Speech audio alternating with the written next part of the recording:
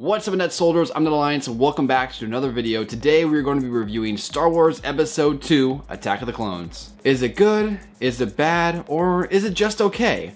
Well, today we're going to be tackling the film from beginning to end to find out just how good or bad it actually is. Now before we begin, if you'd like to check out my Episode 1 review, I will leave a link to that in the description below. I'll be continuing some points and arguments I had made in that video, so I highly recommend watching that one first, then coming back and watching this one. Also, just like that first video, there's going to be spoilers. Duh. And if you enjoy this video and you'd like to see more, please remember to like, subscribe, and turn notifications for more videos. But with that said, let's jump in. On May 16th, 2002, Star Wars Attack of the Clones was released into theaters, and the film was almost universally panned compared to Episode 1. The reason for this could be for many different reasons, but it is possible that many people went into this film already knowing what happened with the Phantom Menace, and just kind of expected this to be a disappointment. And while financially it was a great success, it is now known among most of the Star Wars fanbase as the worst. And that's understandable. Episode 1 was kind of more of a standalone film that was mostly in charge of just kind of putting the characters in the places they had to be to eventually connect into the original trilogy. While Episode 3 was the story everyone was waiting for, where the connection of the two trilogies would actually come together. But Episode 2, it was just kind of there. Episode 2 is usually described as the red-headed stepchild. It feels as though it only exists to get us to Episode 3. But the question is that true? Is Episode 2 purely a story made to lead into the sequel? Is there truly nothing good in its contents? Is it really the worst Star Wars movie to date? Well, that's what we're going to be tackling today. Part 1. The Assassin. 10 years after Episode 1, the Republic is feeling threatened by a growing separatist movement. Padme Amidala almost gets blown up and is placed under the protection of Obi-Wan Kenobi and his apprentice, Anakin Skywalker. Another assassination attempt takes place, however Kenobi and Skywalker manage to stop it. Obi-Wan is sent to track down the bounty hunter responsible, while Anakin is tasked with watching over Padme. So there's a lot that goes on in the first part of this film, and while most of it is fine, there are a few things we should talk about. For instance, the scene in the beginning where Palpatine and the Jedi are talking, it's a brief scene, but it's actually full of pretty important information that I never really noticed before. I think this scene is much like the Senate scenes from Episode 1. You have a bunch of robot-like dialogue to catch us up on the current goings-on, but the issue is it's kinda boring again. So many people tend to tune this scene out, and it's pretty much the first scene in the movie, so that's not good. Another thing that I never really understood was why Obi-Wan and Anakin were chosen to watch over Padme. It's said that Obi-Wan was chosen because he knew Padme from the past, but why? From what we know, it's been 10 years since they last talked. In fact, I don't think Padme and Obi-Wan actually even talked in Episode 1. I mean, I guess I could understand why. Perhaps she remembered him being a nice guy and was like, "Hey Yoda, let me get Obi-Wan to protect me, and make sure he brings Anakin. I bet he's a fine piece of ace now." And Yoda's like, "See what you're doing, I do. But I'm gonna let it happen anyway." Also, Anakin's acting in this scene when attempting to flirt is so cringeworthy. Most people use Attack of the Clones as a primary source to why Hayden Christensen is a bad actor, but I don't know if I can agree with that. The dialogue in a lot of these scenes would be hard for any actor, even the greatest actors. Oh, and another thing that I think people forget about is that Padme was like Anakin's first crush. He had two women in his life in Episode 1. He had his mother, Shmi Skywalker, and he had his first crush, Padme Amidala. Both women, while different, had a massive effect on Anakin's youth. So in turn, in a way, both women remind him of each other, so he's constantly thinking about them both. Don't forget, the Jedi are raised to live with no attachments, but seemingly around the same time, Anakin was forced to not only leave his home, friends, and mother, but also leave behind what he knew as love. So Anakin meeting Padme again after years of not knowing how to properly deal with his emotions due to the fact that he was pretty much raised to just push them aside rather than actually learn how to control them, you can kind of understand why Anakin comes off creepy. Next thing, the second assassination attempt is all sorts of just bad. Zam Wesell was just gonna use venomous worms to kill Padme instead of just, I don't know, flying a ship into a room, or cutting a glass and firing a rocket inside, or even just throwing the worm in with a bomb attached, so even if the Jedi come in, you could detonate the bomb, killing all three of them.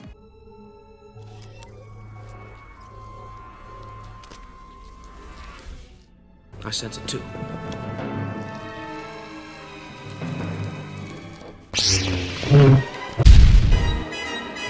Then again, the entire scene itself is kind of pointless because of the massive windows that anyone could probably just shoot right through and kill someone. But whatever. The entire scene contains logic-breaking plot holes, so I'm just gonna move on to the next one. Part 2. The romance? Anakin and Padme go to Naboo. He soon confesses his love. However, while she's in love with him too, she doesn't want to admit it due to their separate lives and responsibilities. The longer they're together, the more she can't hide her feelings. Anakin talks about sand and how she's not sandy and that's why he loves her. And that's pretty much it for the scene. So there isn't much in terms of story actually going on in this part of the story. This part seems specifically placed here to give Anakin and Padme more time to fall in love, so we're more invested in their relationship later. However, it kind of falls flat. But the sad part about these emotional scenes is that they could actually really work, but the dialogue is just not real. Like the scene where Padme is looking fine as heck and she's just like, Anakin, I like you. I give you those eyes. I put on my most seductive dress, I hug and kiss you and roll around meadows with you, but I don't like you like that. But I do like you liking me like that, so I'm gonna keep leading you on. I can't tell you how many girls in high school I knew like that. As I mentioned in part 1 of this video, Anakin has never been in a relationship like this. He's so madly in love with her that he doesn't know what else to do. So while he comes off creepy in a few of these scenes, it's because he has no clue how to make Padme love him the way he loves her. So honestly, it kind of makes you feel bad for the guy. The sand scene is also a scene that I think could have been really good, but the way it's directed, written, and acted, it just kind of comes off distracting and weird. I really think this entire part could be better if there was more things for Anakin and Padme to do. They just seem to be sitting or standing around talking. There is no conflict, they're just two good-looking teenagers just kind of hanging out. Now, since there's not much to talk about in this specific part because there's not really anything going on, I guess I'll address the elephant in the room. I think Hayden Christensen did a decent job with what he was given. He's definitely more of a confident actor and Anakin Skywalker in episode 3, but I'll admit, in this film, his acting skill is a little subpar for the main role of the movie. But like I said, and a ton of YouTubers before me, I would mostly blame it on the dialogue than any of the actors. Part 3. The Clones. Obi-Wan's investigation leads him to the planet of Kamino, where he discovers that a clone army was being created for the Republic. Kenobi comes across Jango Fett, who he discovers is the genetic template used for the clones. Obi-Wan discovers that Jango was the bounty hunter he was searching for. Jango loses his head, figuratively of course, and a fight ensues. After the brief skirmish, Jango escapes, however Kenobi manages to place a tracker on his ship and follows him.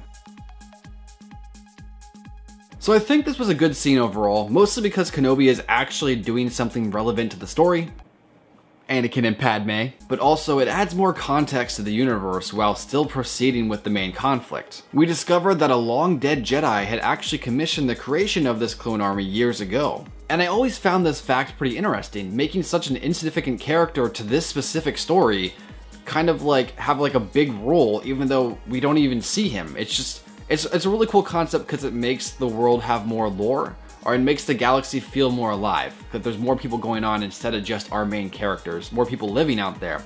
So I always thought that was pretty interesting. The fight between Kenobi and Jango is pretty cool too. I really like the aesthetic of Kamino, and I'd definitely like to see the planet again in the future. All in all, like I said, I don't have any massive complaints about this part of the film. I guess the CGI doesn't really hold up as well as it once did, but it was great for the time, so I can't really fault it for that. Part 4. Your Mother. Anakin begins having troubling visions of his mother, so Anakin and Padme go to Tatooine to find her. When they arrive, they discover she had been taken by Tusken Raiders. Anakin goes to find her, however, when he does, she's on the brink of death. She passes away in his arms, and Anakin proceeds to slay all the Tusken Raiders, but not just the men, but the women and the children too. After his mother's burial, he tells Padme that one day he will find a way to prevent his loved ones from dying. Soon after, Anakin receives a distress call from Kenobi, and Anakin and Padme head out to save him. So I actually really like this part too. First off, while it's nice to see Anakin and Padme actually doing something, I like the feeling of dread that is felt throughout these scenes. You can tell Anakin is really hoping for the best and that his visions are fake, but deep down, he knows they're real. It was cool to see the Lars estate and to get more clarity on how exactly Luke links to Owen and Beru in the later films. I also really like the scene where Anakin just goes ballistic and starts massacring the Sand People. I actually think that scene should have been longer, but maybe that's just me. But honestly, I think this scene is actually really good. From the dramatic timing, to the atmosphere, to the music of the scene.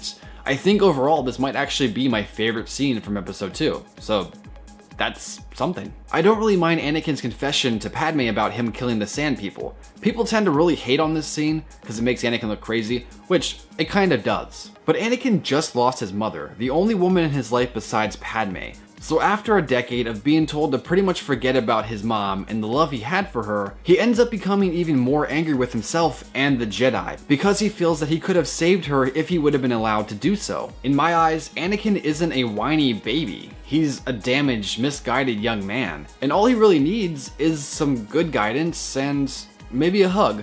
I think this final scene also speaks much about Anakin and Obi-Wan's relationship. It's clear that Anakin sees Kenobi as more of a brother instead of a father. However, while a father is supposed to guide his son, brothers usually tend to compete with each other. So while it's clear that Anakin knows that Kenobi cares about him, Kenobi feels more like a sassy, hard to get along with older brother and less of a father, and that's kind of what Anakin needs, is the guidance of a father. But overall, when it comes to this part of the film, I don't have many complaints and I think it's fine. Part 5, Count Dooku. On Geonosis, Obi-Wan discovers that Count Dooku is leading the separatist movement that plans to secede from the Republic.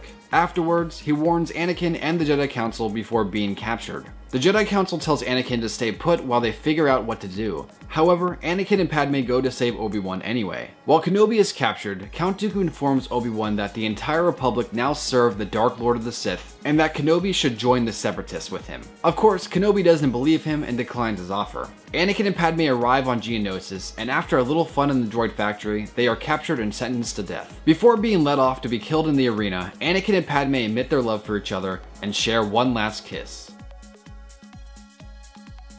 Let me just start by saying how badass of a character Padme is in these movies. I never really noticed much before, while she does kind of seem like somewhat of a flirt. While rewatching these movies with a more critical point of view, I've really noticed just how strong of a character Padme is. In the first movie, Padme got tired of waiting for the Republic to help her people, so she went ahead and helped without them. In this movie, the Council tells Anakin to stay put, but Padme once again steps up, and even though she has no real obligation to do so, she goes to save Obi-Wan. I'll admit, I used to think that Padme was just kind of created to give Luke and Leia a mom, but honestly, I think she's one of the most courageous characters in the Star Wars universe. Maybe even more badass than Leia, honestly.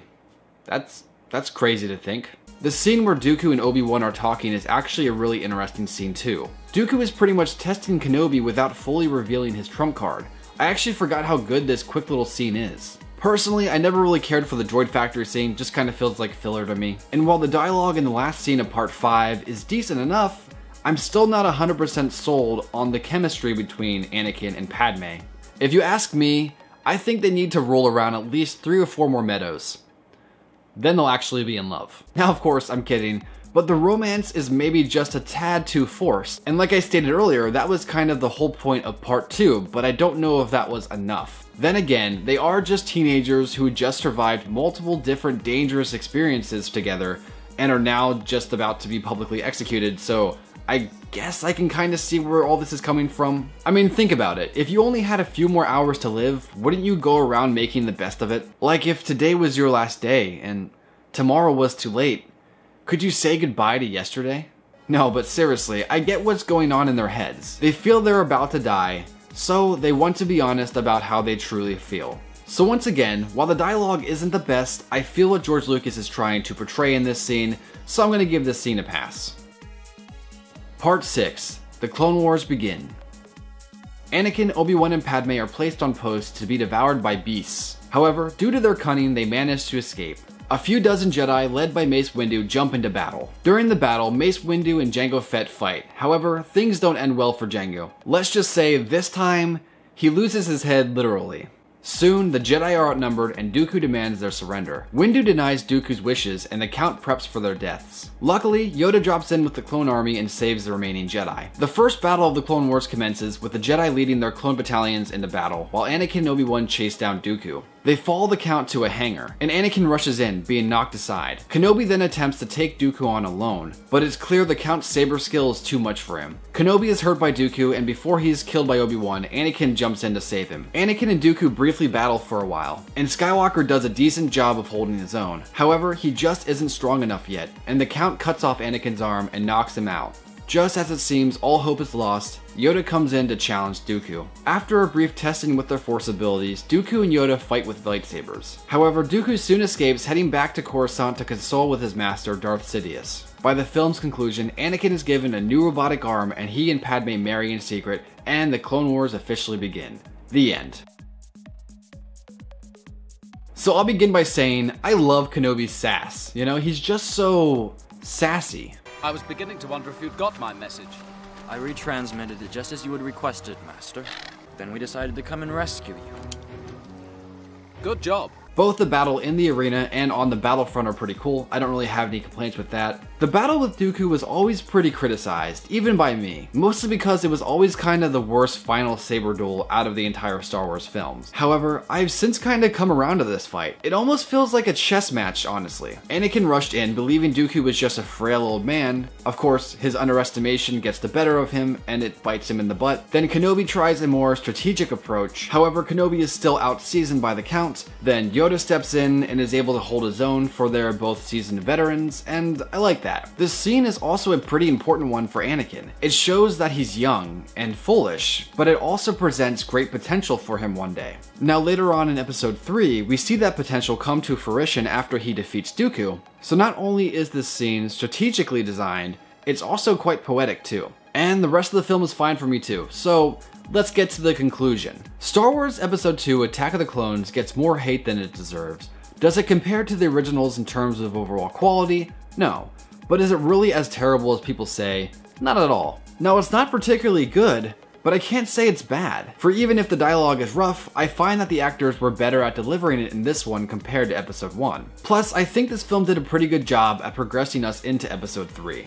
Now for me, the biggest hindrance on this film is that it's just the second film in a trilogy. I've said this before in the past, but I honestly believe that this movie should have been Episode 1. A lot of things that carry over into this film from The Phantom Menace could have been explained in a few scenes or flashbacks, allowing this film more freedom in what it was doing. The biggest thing this would have fixed was the romance between Anakin and Padme. It pretty much just had this movie to develop the relationship between these characters, but had this film been the first movie, Anakin and Padme could have been able to develop their relationship more. So in this movie, they would become like good friends and almost on the cusp of lovers. Then in the second film, they would actually be lovers and get married in the end. Then in the third film, we could believe more why they would be in love and less just because we're told they're in love. But then again, that's just kind of my opinion. Now overall, this film was a fun ride. I actually had a really good time rewatching it. There have been times in the past where I have actually been watching this film and I've turned it off halfway through because I just can't make it through. But watching it, kind of going in with an open mind,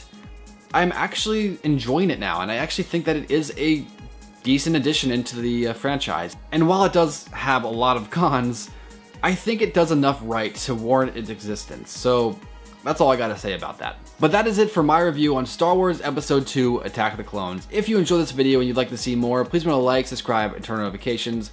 If you have any cool ideas for future movie reviews that aren't Star Wars related, let me know in the comments below. Maybe I will actually use your idea and then give you a shout out in the beginning of the video. So that'd be pretty cool. But thanks again for watching, guys. I'll catch you later. Peace.